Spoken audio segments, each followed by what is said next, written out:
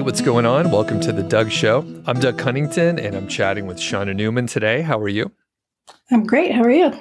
Doing awesome, and it's good to see you. It's been a few weeks or months or something like that since we've chatted. It's been a little busy with who knows what, travel. I play guitar more now. I'm just doing a lot of random stuff that, means I'm not having as many interviews, but I'm putting it back in the show. So there's a lot more interviews coming up. We're going to talk about a lot of stuff today. We're going to get an update, hear what you've been working on. You have agency work. You've been spending more time on YouTube, a little vibe coding. So we'll have perhaps a friendly debate. I'm not sure where you stand on this, but before we hit record, I started ranting about it, but we'll get into that. KDP books, AI, SEO, and a lot more.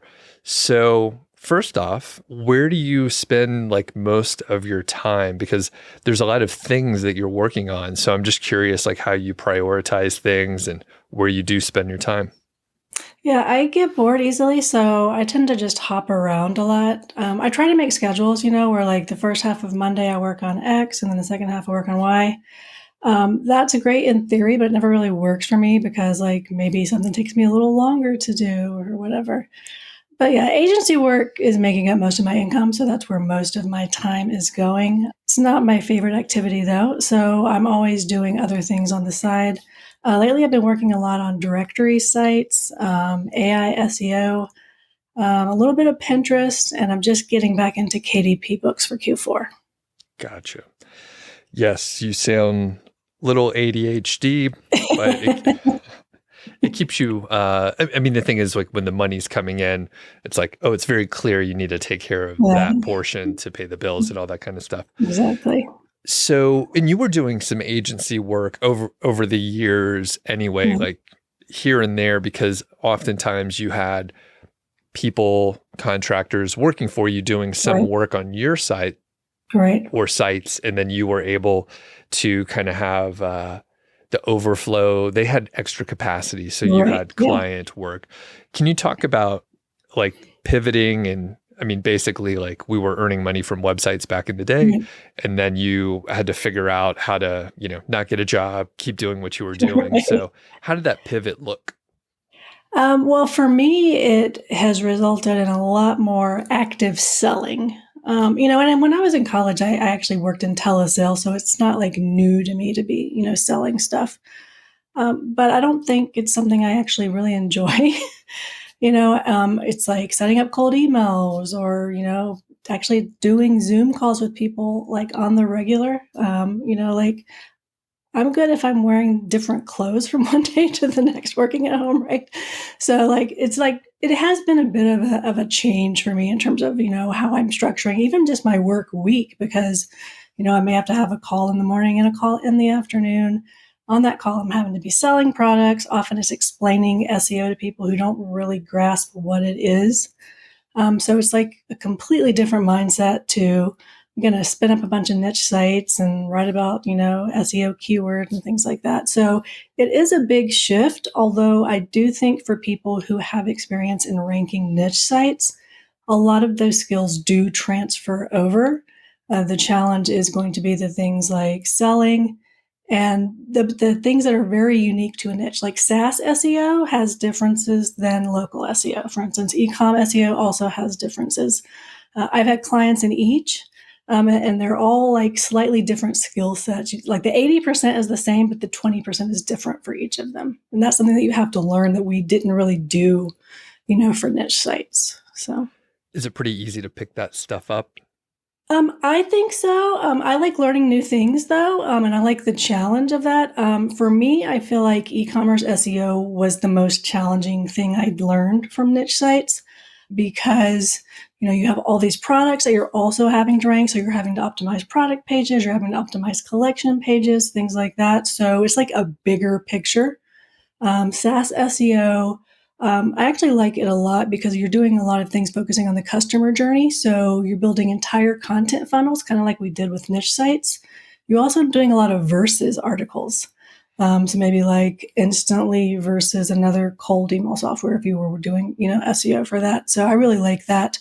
Then, of course, local SEO. I think it is easy mode. I think it is the easiest transition for people who were doing niche sites because it is so incredibly easy to rank locally. You send some citations to their GBP, you optimize it by filling out everything, you're doing regular uploads to it. Hello, they're top 3 in Google Maps, so you get paid. So I think that's why so many people, including myself, have taken the easy mode route whenever possible. And like I said, it is a natural transition, I feel like, for people who did niche sites. And do those clients make up like the majority of the folks that you're working with just because like it's easier for you to get results and that sort of thing? Yeah, that is what I've started focusing on. The problem with local SEO clients, I feel like it is so easy to rank that you don't get as long as of a retainer as you do for an e-commerce client or a SaaS client. And that's just the nature of the work, right? It takes longer to achieve similar results with e-commerce SEO and SaaS SEO. So what that means is you're having more churn when you're doing local clients. I know that there are some people who kind of string along their local clients or maybe put them on longer contracts. That's not really my vibe. So for me, I probably have a lot more churn than most people just because I'm like, I'm not going to just take your money when you don't need to pay me. So right. So about how long would one of those like shorter engagements where you get results fairly quickly, how long do those last? 3 months. That's usually the shortest. Yeah. Got it. Okay. And let's move on a little bit. Mm-hmm. So we'll stick in the AI or the SEO area, but like talk about the AI version of it. So can you lay out the main idea that you're trying to achieve with AI SEO if people aren't familiar? Yeah, so AI SEO is basically making sure that you show up in the AI overviews, those AI answers that you're getting in the search engines. You also are trying to show up in, the LLMs, so ChatGPT, Claude, Perplexity, all of those things. And the reason why I started getting into it is because clients were asking, how am I showing up, in ChatGPT? So, and I offer AI SEO just because people are calling it that. It's really just SEO for the most part, right? So it's kind of like the other SEOs. 80% is the same, right? It's the same stuff. And then the other 20% for AI SEO is basically making sure you're at every touch point everywhere on the internet. So it's basically brand building, right? You're making sure that you're in the YouTube carousels. You're making sure that you're in the Reddit answers. You're making sure that you're in Quora. You're in niche forums. You're in listicles, doing your hero links to get into those. You're in places like Medium. If you're a software, like a SaaS, you're getting reviews on, G2 and Capterra and things like that. So it's basically just honestly doing SEO the right way, right? Because it's not just about ranking in Google, you have to show up everywhere else. So it's just, yeah. Gotcha. And is this mostly for clients that you're doing this work where they're like, I want to show up and I want to make sure that I'm out there, that kind of thing? Yeah, that's what I'm doing it for. But yeah, like we've gotten e-commerce clients who've been interested in it as well as local clients. It's basically a matter of, going yourself into those LLMs and those AI answers, seeing where they're pulling the sources from so that you can make sure that your clients are in those sources. Of course, the problem is those sources change up a lot, right? So what you may get them in it in month 2, and then by month 3, they're gone because they've changed what they're using for sources. So. Right. Yeah. So what do you do then? I mean, at least then you have like a longer retainer, right? Because you're Exactly. like, well, Yeah. Okay. Yeah. So for me, what I try to do is everything. Like I think I'm probably priced a little higher than most people because, like I said, I get bored easily. So, and that includes working with the same people. So I want to do it all right the first time, so I don't have to see you again, right? So. Right. Interesting. That's a good. I mean, and it's cheaper for them, right? Yeah. Interesting. So as you know, and probably a lot of the audience, I've been doing less of this type of work. So I'm mostly seeing this on the consumer side. Mm-hmm. And I haven't been using ChatGPT or Gemini or these tools as much as I was before. Oh, interesting. Which is another I think I'm going to end up doing an episode about this, but I felt like I was just being a little bit lazy and I wasn't able to critically think as well. And it wasn't Right. anything specific, but I'm just like, is this actually saving me time or I'm just like doing less? It is actually not saving me time. It's just like I'm not thinking as hard and I'm kind of getting bullshit results. So Right. I'm seeing this from the consumer side. And one thing that I've been working on is I'll bring every conversation back around to guitars. So currently, I will skip some details, but currently I have some electric guitars and I was like, I'm gonna put new pickups in there. I'm gonna upgrade them.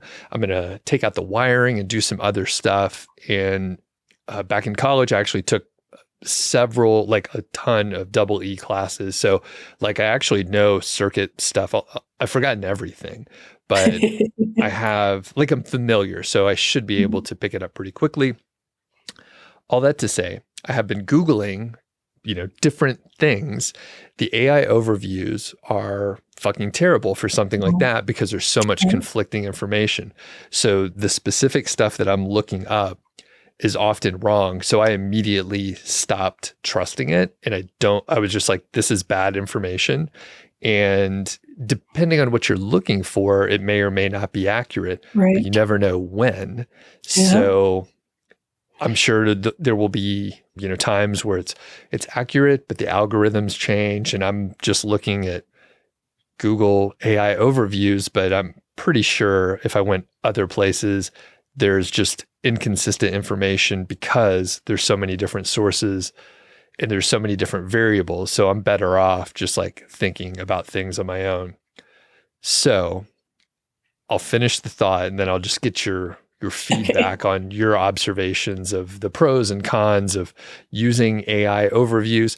So I ran into some issues and basically over the course of a couple days, I would unfortunately wake up in the middle of the night and start troubleshooting circuits in my mind, which was fun. You fall asleep and then you have a dream and then you're like, oh, I think if I put a jumper here, I could identify and troubleshoot what the issue is. So I actually was able to do that. And I was like, oh, I'm solving these problems, not immediately. And I'm also not using, other help. Like I think I was actually chatting with a friend, Alex Cooper, similar situation or similar story that I was saying. And he was like, oh, could you take a picture and then upload it to AI? And I was like, fuck AI. Like I'm not doing, like I can figure this out. There's only a few wires. Like I've done way more complicated things. So anyway, I'm using AI less because I don't want to be stupid, basically. Any thoughts on this? Yeah. A few months ago, Scott DeLong, the guy who was the guy behind Viral Nova, I think was what it called and stuff, he sent out a newsletter saying something similar. Basically, he thought it was making him, basically not able to think as well. And I actually have experienced a similar thing running Facebook ads for my agency, right? Because I'll have an idea and then I'll go to ChatGPT and ask it, and then it's like completely different. And then I start second guessing myself, right? And I'm like, am I like totally off here? Do I not know what I'm doing? And then what will happen is I won't do anything. So yeah, so I definitely have experienced that. And then for the AI overviews, I don't trust them at all. If I'm looking up something online, if it is not something that's like new information, I'm trying to find something that was published before ChatGPT, just because I know someone probably actually researched it, The times that I am using, ChatGPT or Perplexity or something like that is when I need to gather a lot of information. If I'm researching something and I don't know where to look for the accurate information. So one of my crazy ideas that I have is I want to start a tour company, like by the end of the year, like taking people around, like Portugal's where I've picked as my first place, just for like 8 to 10 days, stuff like that. And I got this idea because my parents are going on these Viking cruise tours. And I don't know if you know how much these things cost, but they are insane. They pay like $20,000 to go on one. It took them to the weirdest places, right? And then they were like, so we're going to do one next year going to Europe. And I was like, okay, where's it going to take you? And it's like, they're not even seeing any of the big cities. And I was like, number one, no. So now I'm taking my parents to Europe next year, but that's irrelevant. So I'm like, if they are snookering people like my parents for this kind of money and not even taking them on a good trip, what the fuck am I doing? Right. So I went in ChatGPT and I told it what I wanted to do. And I was saying, ask me questions. I think this is the best way to use it. Ask me questions to help me work through this idea. It asked me like 25 fucking questions, which was crazy. And then it gave me an awesome idea with places to go to find the information. It gave me things that I didn't even know to think about. Like, depending on what state I register the company in for the tours, I have to have a certain type of insurance. Like, I never would have known that otherwise. So that is like where I find the value in AI. But for the most part, I still hate it. And I really look forward to the day where I don't have to use it at all. So. Perfect example. And I was going to say, like, there are certainly some really awesome ways to use AI. But in my specific, like the thing that I was trying to solve, it was like not helping. And then as time goes on, I mean, I think people are like, I'm using it for everything. Yeah. And I think that will, I mean, things will shift. I mean, people are taking a different path. Like some people are going to have more original ideas and others are going to have like derivative ideas of, you know, nonsense kind of thing. Side note, I'll send a link to you. One of my friends literally has done this. It's called 5 Friends Travel. And she's been doing a handful of trips. I mean, she spent essentially like 3 years, like going to different events, building community and her network and all that stuff. And it's, you know, you can niche it down into your own area, but these are like either early retirees or enthusiasts that will retire soon. So she has a style of travel that she likes to do. And, you know, it's not my style. It's like fast paced. However, she's actually doing a couple cruises. Like she's doing the, like the German and Austrian Christmas market cruise. And then she's doing another one. Actually, my wife and I went on our honeymoon for this. It's an Avalon cruise that goes through the Netherlands and Belgium. There's a lot of beer there, so that's why we went on it. And so she's able to go on cool trips. And, you know, there's only a couple cruises. Basically, she ends up planning exactly what she wants to do and then brings like 15 people along. Yeah, I'm just going to run Facebook ads like the last week of December and early January and see if I get any deposits. And then if I do, I'm going to run with it. If I don't, I'll just, you know, not do it or refund money if I don't get enough. The one thing that she does a really good job on, which you may or may not need to think about this, it's basically people she all knows, and a lot of them know each other. So you know there's no duds in the group. Because if you run Facebook ads, what kind of people are you going to get in there? It could just be like random weirdo kind of thing. But it would prove the business model. But there's like I could tell you, there's 100% like people will pay premium prices to like go on a good tour. And my friend Kristen, it's actually like, I don't know if she's even making money at it. She's essentially just covering her costs to be able to go on these trips. But yeah, they sell out like pretty much instantly. Again, she put in a ton of time to get it rolling, but great idea. All right. So any other details on the AI SEO angle or anything like that? I mean, it's super easy to manipulate. I think if somebody wants to kind of try it out, like half-assing it, Reddit is the way to go because, you know, Reddit is powering the AI overviews. Most of the answers in Perplexity, although I think they just got sued by Reddit, so that might change. And they used to like really dominate ChatGPT, but that's reduced some. But still, Reddit is driving most things, and you'll also rank that Reddit discussion in the organic results. So. Got it. So the perfect transition. You're a pro to transition to this other topic, which is, I mean, I'm like yelling at kids to get off my lawn. I'm such an old man. I'm like, Reddit, another thing that I can complain about. But I mean, that's the source of some of these bad AI overviews, because there's a lot of people on Reddit that they kind of talk past each other, and or they're just talking about things that they heard somewhere else, and they have very strong opinions about this stuff. So let's talk about the Reddit marketing, which, I mean, to your point, very effective depending on what you're trying to do. And there are pockets, of course, of Reddit that they have good people there. But I would say very small amount of Reddit. So Reddit marketing. Reddit, like I love Reddit marketing. I've been doing it for my own sites forever. I have had my own subreddits that I have taken control of that match a lot of my niche sites. And like that's something that people have just started doing recently for basically both affiliate marketing as well as, controlling the narrative for their products, their clients' products, things like that. I feel like though a lot of people are getting tripped up with Reddit because Reddit is very unique in terms of it's not like the rest of the internet. So if you haven't spent a lot of time there, you're going to go in there and you're going to bomb, right? Yeah. There's like tons of inside jokes in Reddit, like poop knife and things like that, which I don't know if you're familiar with, but it's one of my favorite things ever on Reddit in history. No, is there any way to explain it? Yeah, it was just like a story where one time someone went to someone's house and was really confused because they didn't have a poop knife in the bathroom, because in their house, they always had a knife in the bathroom to chop up their poop so that it wouldn't clog the drains or something like that. And so like, it was like this iconic thing that's, Reddit lore or whatever. And there's tons of things like that on Reddit. So you'll be in these random threads and someone will just go poop knife, or one of the other million things. And I feel like that's the kind of stuff that you don't really know about unless you've used Reddit a lot. I've used Reddit a lot, probably 15, 20 years, There's also a lot of trolls on Reddit. People on Reddit love puns, things like that.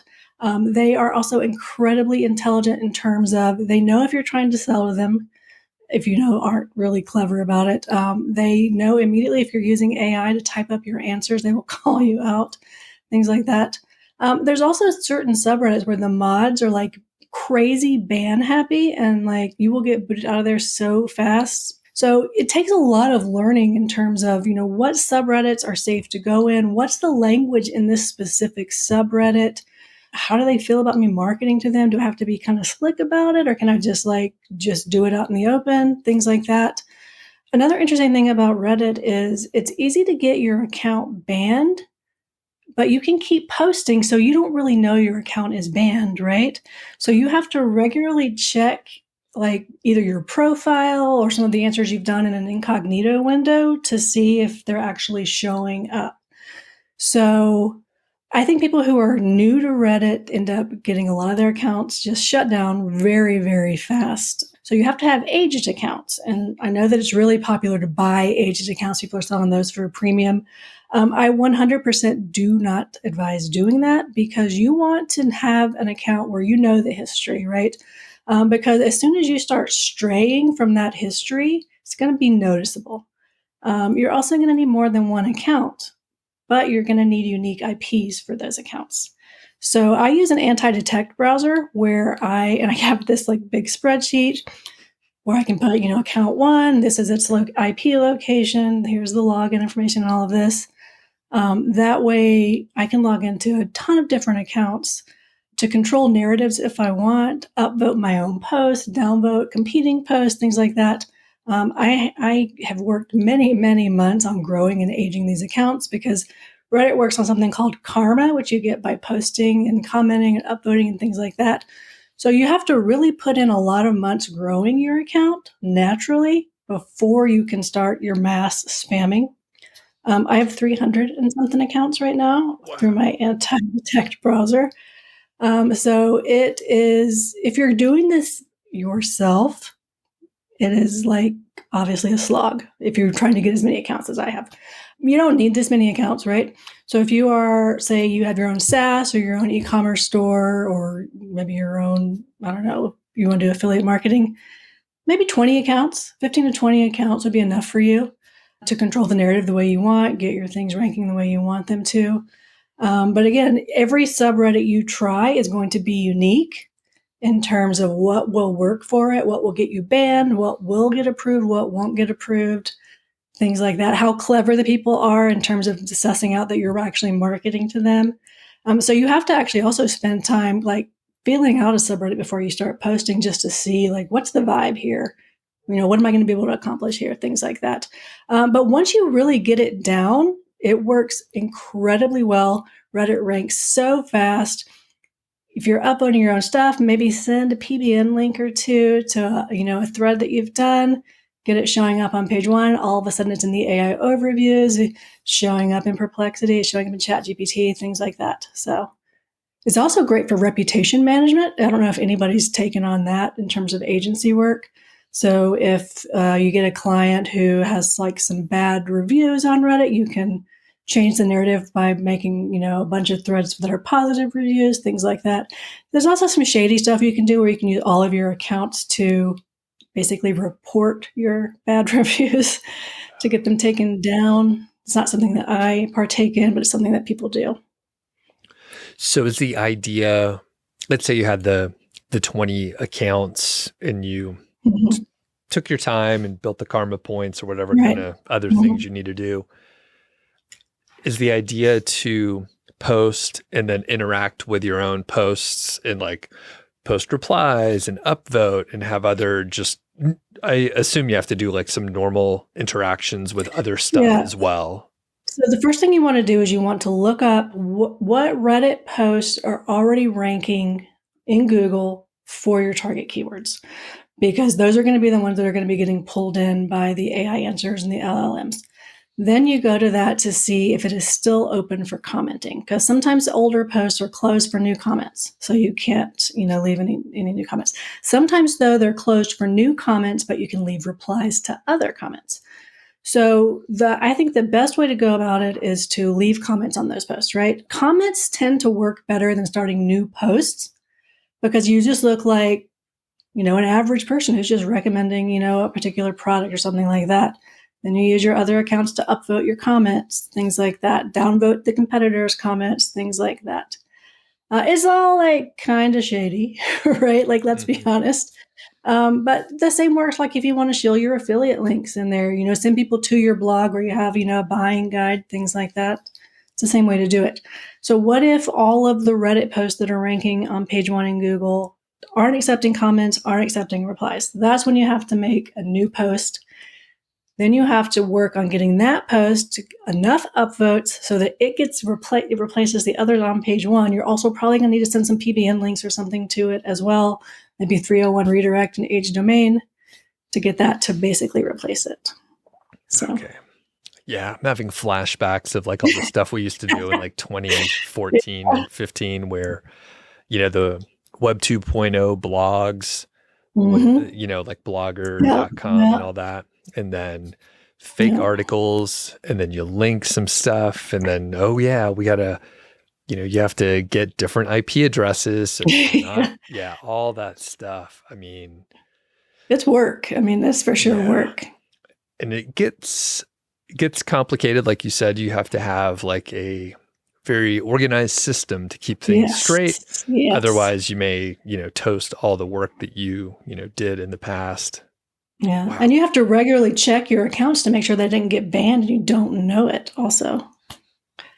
So do you have like a regular routine where once a month you spend a couple hours like going through and checking them?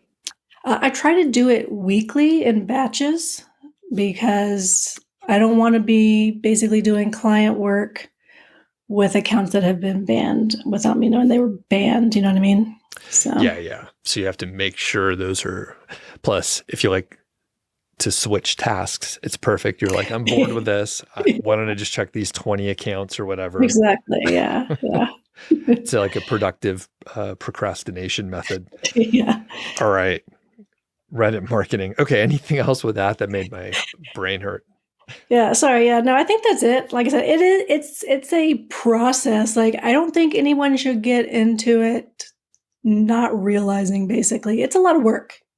You can farm it out. If you're farming it out though, you need to check that their accounts aren't banned. I know there's someone on Twitter who keeps promoting their service, and I keep seeing they keep getting clients, and you can see their screenshots of where they're showing for proof. And then you go look it up on Reddit and the accounts are banned. So it's not, yeah. So you have to be really careful if you're hiring someone. Good grief. All right, let's switch over to vibe coding. So Okay. I'm on your email list, and I saw you sent something out that you're working on some stuff. Yeah. And I mean, it's all the rage. People are like, oh yeah, you could sign up and you just describe what you want. And then boom, you have a fully working SaaS product. So what have you been working on? Well, I started it because I had two needs. The first need was I'm tired of paying a monthly fee to get the local SEO maps grid ranking thing when I only need a few of those a month. So I'm like, I'm going to make a tool where I can do these, one at a time if I want, and then maybe I can also sell it as the pay-as-you-go model, right? That one hasn't actually gone live yet for people to buy, but it is working. So that's something that I'm going to release. Although, like you said earlier, I don't know shit about coding. I'm just trusting the little thing that you click in Lovable that says it's security checks, But the other thing I've built, I used to have a guy who worked for me for Haro stuff who had built like a custom GPT essentially, where we could feed in client bios and it would use that to do our Haro answers for us. He left. I don't have that technology anymore because I don't know shit about making a custom GPT, but I can code up one on Lovable for myself to use. So I did that. It's working, but again, I don't trust the security checks of Lovable. So what I have made public is just essentially a user dashboard where someone can create an account, fill out an intake form for the Haro style links, and then I can put a monthly report in their dashboard. So they are not, it's a completely separate thing from the internal tool. That was the best solution I could come up with, for protecting, people's things and keeping it separate. So essentially all that the people see publicly is that dashboard if they sign up, and the payment is connected through Stripe. So now I'm back to having a Haro tool that I'm really excited about. I actually had to change the domain name this past week because apparently that domain had been registered before and burned on Facebook. So I couldn't run Facebook ads on that domain. So I had to buy a new domain, and I am now running ads on it. I think authoritybacklinker.com, I think it was the new URL. Gotcha. So it's just Haro links, super cheap because it is that same kind of system with the AI. We feed in the bio, it connects with the open opportunities on featured and Haro and stuff like that. And then we basically get the AI output and get the links. So, and I'm doing a slightly upgraded version of that that's a little more expensive, $300 a link, where we're doing also quoted. And one other, I think it's called Press Plugs. It's a UK specific one. And we're guaranteeing a minimum DR on that one. But there's actually going to be a human involved in that particular one to make the answers a little higher quality. Gotcha. And perfect examples where you were like, I have a problem, trying to solve it, Yeah. and then you're working through it. What has the experience been like? Is it as easy as people say, like to get something working how you expected and all that? I mean, it works as well as AI works, which is not very well, right? So I would tell it what I wanted and it would do it. And then I would say, no, you didn't do that part right. I need you to do it like this. So it would do what I asked for that time and completely erase everything it had already done. And so I'm just in there, I'm like, why did you change the header to that when I didn't ask you to? So it got to the point where when I'm using these tools now, I'm like, make the following change, and then in all caps, do not change anything else unless I tell you to. It's really a nightmare. Yeah. And AI has gotten better. So I suspect over time it'll improve and all that stuff.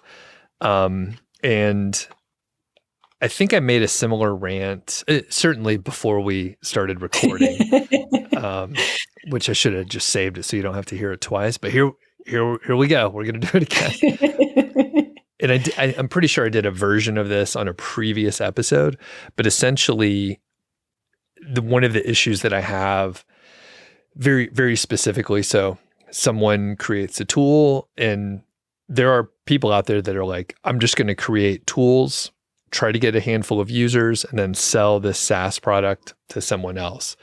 Often they'll entice their email list or whoever they're selling to with a lifetime deal. So they'll create some tool. They're like, hey, and I'll give a specific example because it illustrates how people can get swept up with certain tools. So remember, it's not a actual software developer. It's just the marketers like us. And they're like, okay, I'm going to get this tool. It'll post on social media for you. It'll post on Facebook. It's automated, all this stuff. It's exactly what you need or what you think you need because the person is telling you that you need this to be able to like share stuff on Facebook. So they get a handful of users. I don't know, say 20. They get them to pay whatever, $150 for lifetime access. So they have paying users. The tool is, working mostly, but there's always bugs and there's always changes on like interfaces, APIs, and otherwise. There's always updates and things that might break it. So the marketer doesn't know how to fix the bugs. They try to go through, they don't know like proper testing and software development. So they like fix something, but they break 3 other things along the way. So it's kind of buggy. It's kind of hard to use, but they do have paying customers because they have an email list or something like that. So they were able to get some folks in. They sell the product to someone who like doesn't do any, like they just like let the tool die, which is pretty common. Or they're like, this is much harder to do than I thought. And then it dies. But essentially you end up with like customers that paid and then the tool like doesn't do what it's supposed to. And then the software just dies. It's too easy to spawn these up.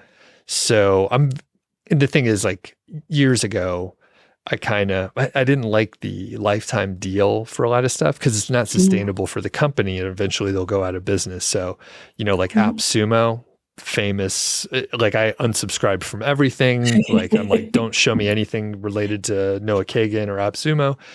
It's just like they beat up the folks that they were working with, their partners, and then like the partners would go out of business. Now I haven't paid attention in a few years, so maybe it's like completely the opposite now, but I was like, I kind of had enough of these guys. So any thoughts on that? I agree. Like, and like for me, like I know I don't know anything about it, right?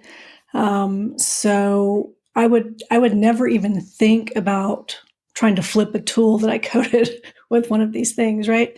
And one of the other things that I think is a real problem with these tools that I forgot to mention, which you may or may not already know about, is the output of it, the website it makes.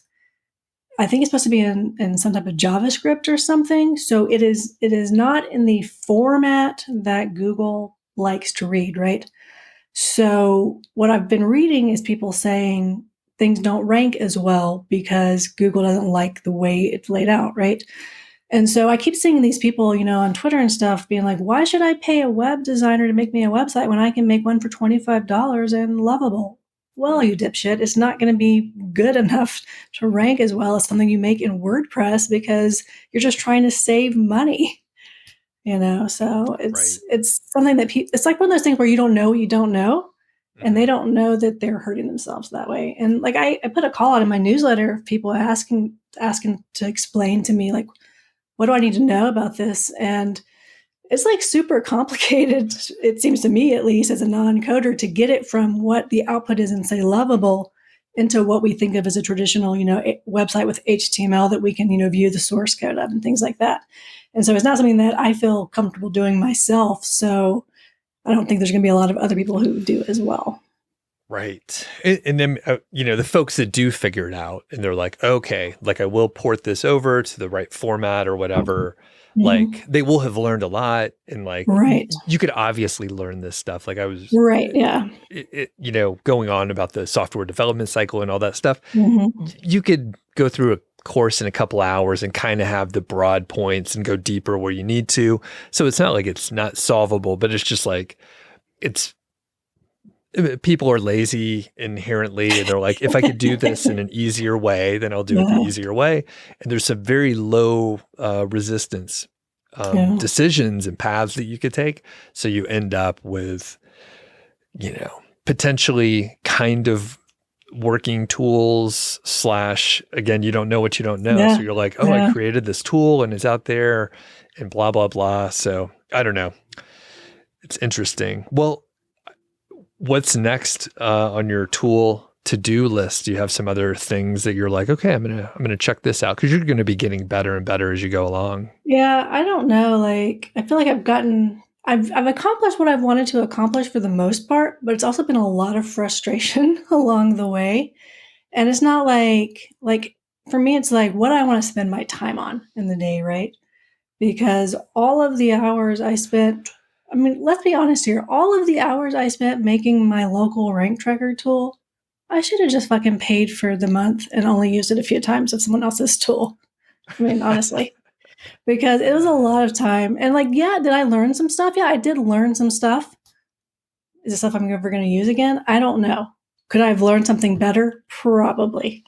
So, yeah.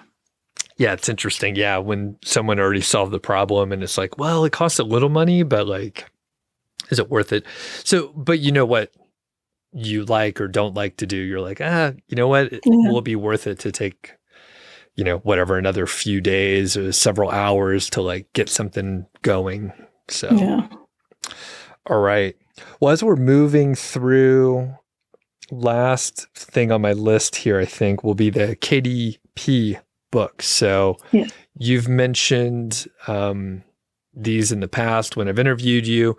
So what do you have going on with the KDP? Yeah, I wanted to do this last year and I ran out of time. So I've already started on it this year. Q4 for Amazon books, you can make a ton of money targeting print books that are gift books, right? Just some of these examples are going to be things like joke books for kids. If you want to make planners, journals, a lot of cookbooks sell that time of year. Basically any type of gift book that you can think of, go to Barnes & Noble, walk around, see what they have in the gift book section. You can probably do it as well.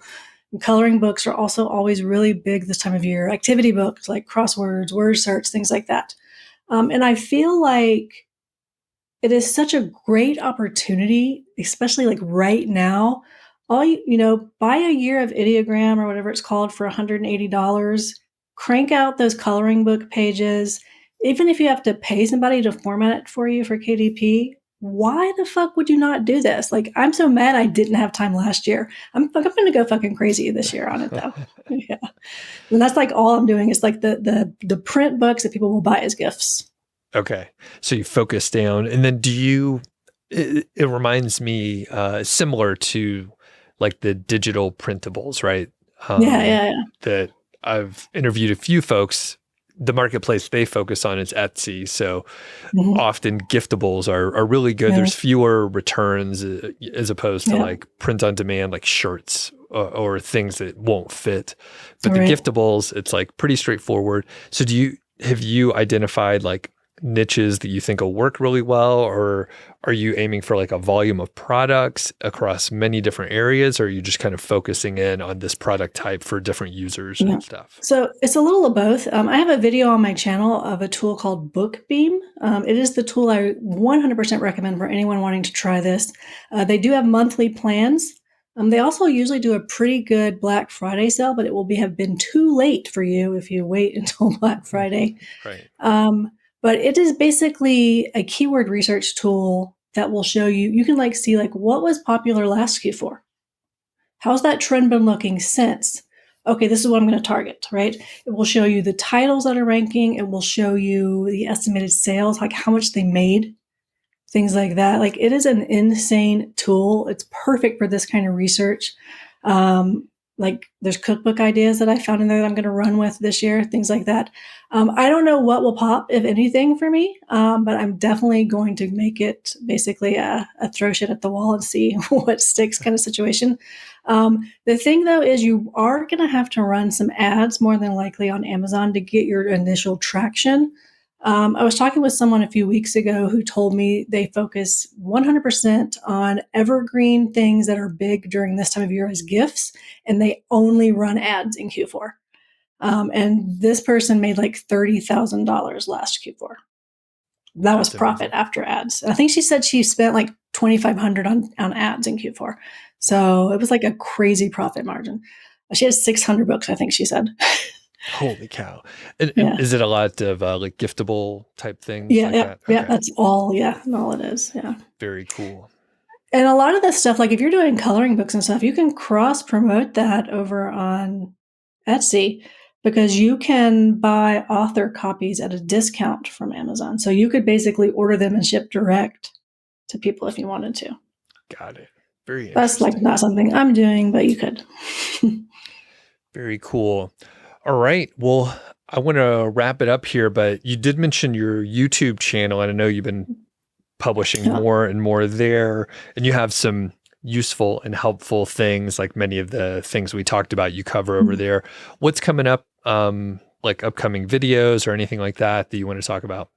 Yeah, I've been doing a lot of stuff on directory sites. I have a few more of those videos I'll be doing. Today, I'm actually recording a Reddit marketing, like start to finish Reddit marketing video. It'll probably be out by the time you publish this. I also have scripted one on SaaS SEO. Basically, I take requests. So people on my newsletter send me emails and they're like, hey, can you do a video on blah, blah, blah? And I'm like, okay. So, yeah. Perfect. Yep. And we'll link up to the channel so people can check it out and all that stuff. And like I said, you cover exactly what we've been talking about. You go through stuff so people can learn. All right. Well, thanks, Shawna. Really appreciate it. Always fun to catch up. Yeah. Have a good time with you all the time, right? Yeah. All right. We'll have you on again soon. Cool.